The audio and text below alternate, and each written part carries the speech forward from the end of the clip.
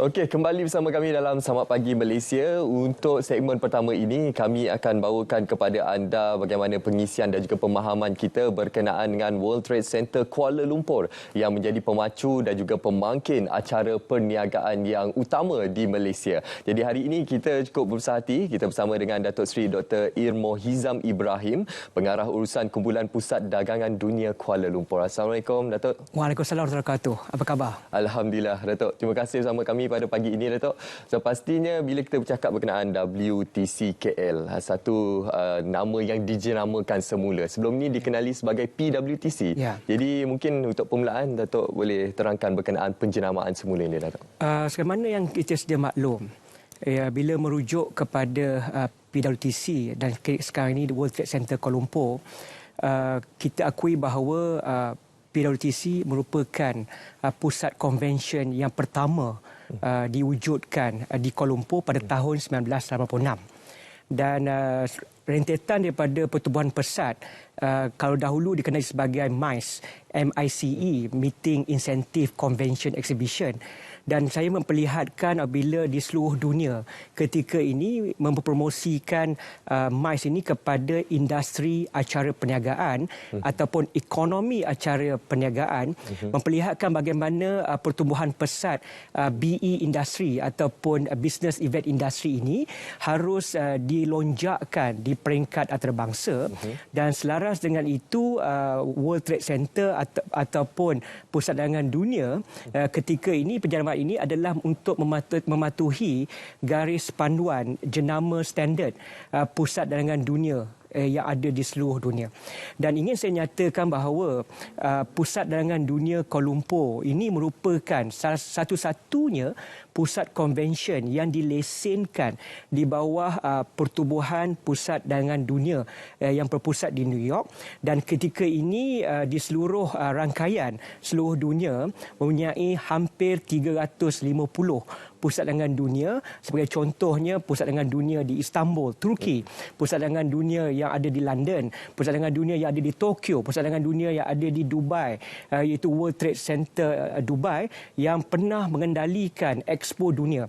Dan pada khidmat saya, dengan adanya kedudukan ini, kita boleh melonjakkan bangunan ikonik ini yang berusia lebih daripada hampir 40 tahun ini kepada untuk menggerakkan ekonomi acara perniagaan yang saya fikir sampai masanya. Kalau dahulunya hanya ada satu pada tahun 1986, ketika ini di seluruh Malaysia telah berjumlah 31 pusat-pusat convention. Dan dengan adanya kedudukan Malaysia, khususnya World Trade Center Kuala Lumpur, sebahagian daripada rangkaian pusat perdagangan dunia yang ada di seluruh dunia, tentu melonjakkan khususnya dari segi industri acara perniagaan ini di mata dunia, kedudukan Malaysia, bahkan untuk menarik minat generasi muda khususnya di peringkat Malaysia untuk mereka mencuburi ekonomi acara perniagaan ataupun industri acara perniagaan ini. Okey, seperti yang Datuk maklumkan tadi, terdapat 31 pusat convention di seluruh negara pada ketika ini. Ya. Datuk, Ya. Jadi bagaimana dari segi perubahan dan juga pembaharuan yang dibawa pada ketika ini untuk memacu WTC KL ini lebih jauh ke hadapan, Datuk? Pada khidmat saya, sudah tentu cabaran hari ini berbeza seperti cabaran dahulu kala. Dan industri acara perniagaan ini sudah tentu dari segi World Trade Center Kuala Lumpur, bagaimana kita harus dilihat bukan hanya dari segi penjenamaan semata-mata, tetapi dari segi roh dan semangat bangunan tersebut. Yang mempunyai sejarah, khususnya sudah tentu dari segi sejarah negara. Dan hari ini kita mengekalkan nilai-nilai estetika yang ada dalam bangunan tersebut dengan penambahbaikan yang mengikut kehendak consumer behavior ataupun klientel kami. Dan ini saya ingin nyatakan dari segi apa yang saya lihat, melihat dari segi industri acara perniagaan yang kini berkembang pesat selepas saja pembukaan Malaysia keluar daripada pandemik COVID-19 baru ini. Dan sudah tentu sewaktu COVID kami begitu tertekan kerana tiada langsung acara diadakan di pusat convention World Trade Center Kuala Lumpur ini. Cuma dalam konteks ini saya ingin nyatakan bahawa dari segi penjenamaan harus kaitkan dengan marketing ataupun pemasaran dan akhirnya kepada gaya hidup, lifestyle.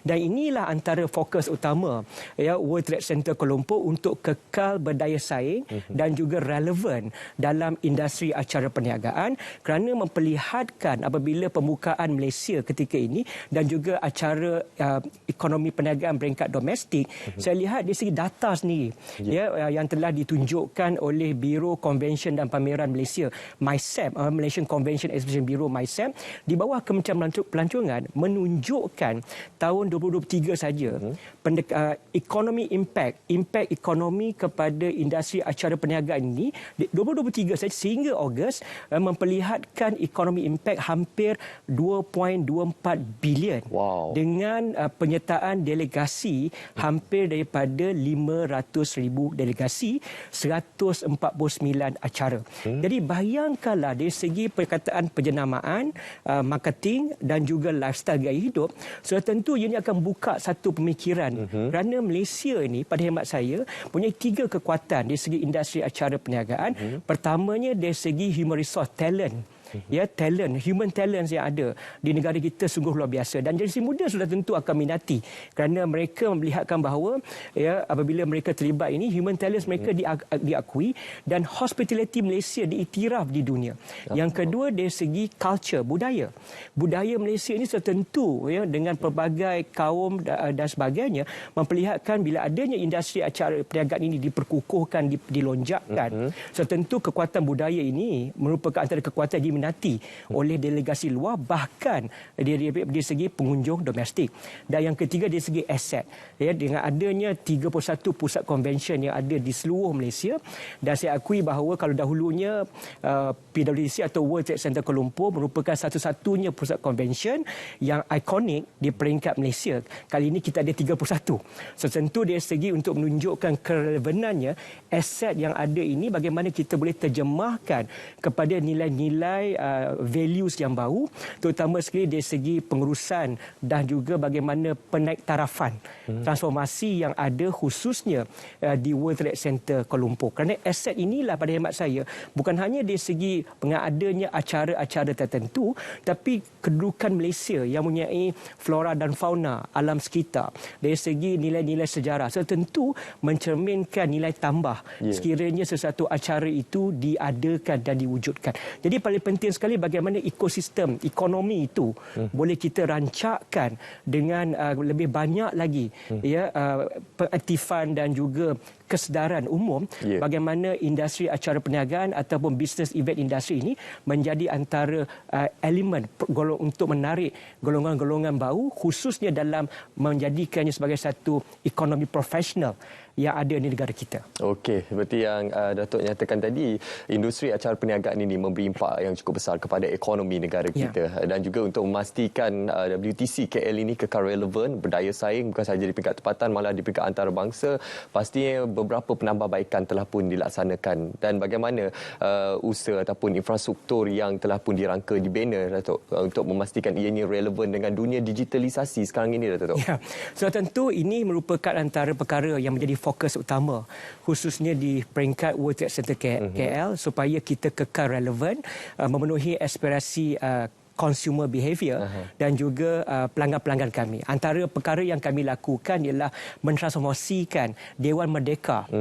Kali ini kalau sudah tentu suasana dia berubah dan berbeza dan lebih-lebih lagi hari ini kita lihat pelbagai acara telah mula memasuki ke Dewan Merdeka ini dengan pelbagai acara dan sama ada di peringkat Malaysia ataupun di peringkat antarabangsa. Di peringkat antarabangsa minggu depan insya-Allah Malaysian China Trade Expo akan diadakan di World Trade Center KL.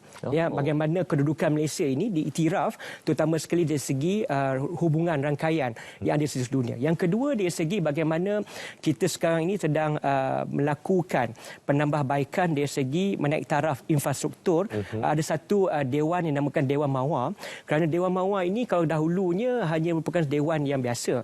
Tetapi saya akui bahawa dalam untuk merancakkan majlis-majlis perkahwinan yang memenuhi dan affordable kepada rakyat sehingga kita menawarkan majlis perkahwinan per pax RM50 di Kuala Lumpur ini dengan dewan dan sebagainya untuk memenuhi aspirasi citra warna dan juga anak aspirasi anak muda ketika ini, yang mereka tentu ingin melihat bahawa mereka ingin mengadakan majlis perkahwinan di sebuah bangunan ikonik, tetapi dengan memenuhi tuntutan keadaan pendapatan yang mereka ada. Dan di samping itu juga ingin saya nyatakan bahawa kita juga merupakan pusat convention yang pertama di pusat dagangan dunia yang menggunakan teknologi hijau, iaitu mengadakan bumbung solar. Solar di bumbung kami, walaupun dengan hanya 501 kilowatt, tetapi menggambarkan di rangkaian pusat dagangan dunia, seluruh dunia, kita sekarang ini ke arah untuk memperkasakan tenaga hijau. Dan di samping juga dengan pemasangan AV charging yang ada, satu-satunya pusat convention di Malaysia yang AV charging, tentu menggambarkan bahawa kita ingin mewujudkan persekitaran neutral carbon pada masa akan datang. Dan di peringkat organisasi juga, tentu kita ingin memastikan bahawa sistem pengurusan organisasi itu harus juga menepati kepada kehendak masyarakat umum. Lebih-lebih lagi dalam memastikan bahawa soal integriti. Dan Pusat Dagangan Dunia Kuala Lumpur merupakan pusat dagangan dunia yang pertama juga di rangkaian World Trade Center seluruh dunia yang memperkenalkan dan juga diberi pengiktirafan sijil pengurusan amalan menangani rasuah, anti-bribery management system di bawah ISO 37001/2016 dan lebih-lebih lagi diiktiraf oleh SIRIM QAS International.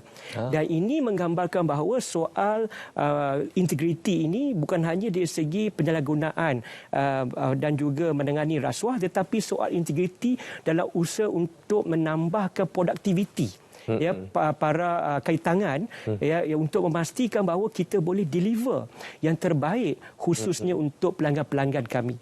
Jadi ini juga antara perkara-perkara penambahbaikan, dan sekarang ini kami juga sedang berbincang kalau diberikan ruang supaya dengan adanya 5G ini jadikanlah World Trade Center KL sebagai salah satu bangunan yang mempunyai sistem 5G supaya setidaknya bukan hanya dari segi soal remote sensing ataupun remote security, tetapi dari segi data storage dan juga yang paling penting dari segi security dan juga data yang boleh kita gunakan sebagai satu asas untuk kita gerakkan ekonomi acara perniagaan dan juga di samping untuk menjana ekonomi Malaysia ini dari segi khususnya bagaimana kita boleh memastikan bahawa industri ini boleh berkembang maju dan Malaysia menjadi landmark melalui World Trade Center KL ini. Ya. Sudah pastinya landmark ini akan dicipta melalui WTC KL. InsyaAllah. Yang kita lihat kedudukannya sangat strategik, dilengkapi dengan infrastruktur awam dan juga pengangkutan awam yang cukup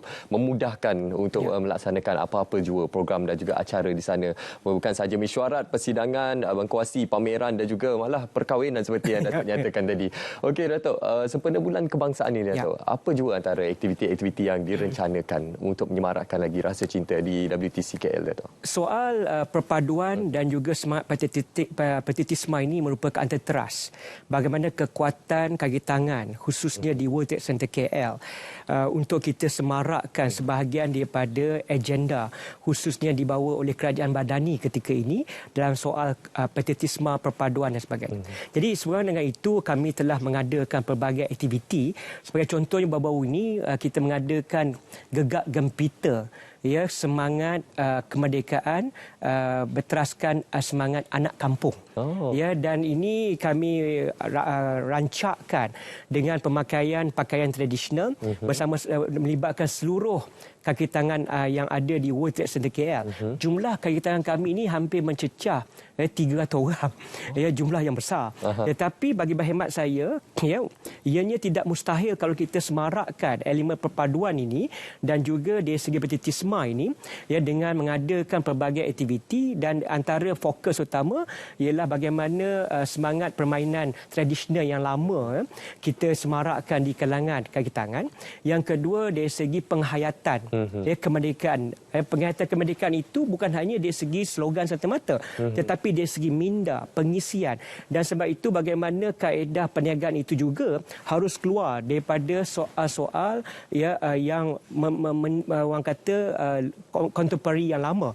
Kita harus maju ke depan kerana yang paling penting kemerdekaan yang ditunjukkan ialah bagaimana kita terus relevan, reliable dan visible khususnya dalam konteks World Trade Center KL bersaing di peringkat domestik dan juga peringkat antarabangsa. Dan yang ketiga ialah bagaimana kita semarakkan dan menjenamakan. Kalau dahulunya kita menggunakan sistem pegawai keselamatan biasa, tetapi kali ini ya kita ingin mewujudkan polis bantuan. Ya, polis bantuan supaya soal keselamatan ya akan menjadi teras utama dalam pengisian kemerdekaan ini. Bila ada keselamatan, keyakinan wujud. Bila keyakinan wujud, so tentu kita boleh menyemarakkan ekonomi dan kestabilan itu menjadikan teras supaya akhirnya lebih ramai lagi pelanggan akan menggunakan bukan hanya dari segi bangunan tetapi juga penjenamaan World Trade Center KL dari segi soal acara perniagaan, pameran, konvensyen, bahkan perdagangan itu sendiri. InsyaAllah. Kita sama-sama mendoakan semoga segala aspirasi, visi dan juga perancangan ini akan terus terlaksana untuk memastikan WTC KL ini terus kekal relevan, berdaya saing, satu bangunan yang cukup ikonik, khususnya menjadi satu kebanggaan kita semua. Terima kasih kita ucapkan kepada Datuk Seri Dr. Irmohizam Ibrahim, Pengarah Urusan Kumpulan Pusat Dagangan Dunia Kuala Lumpur. Terima kasih Datuk Seri. Ini saja kesempatan kita ada. Terima kasih. InsyaAllah kita berjumpa di WTC KL. InsyaAllah. Okey. Sekali lagi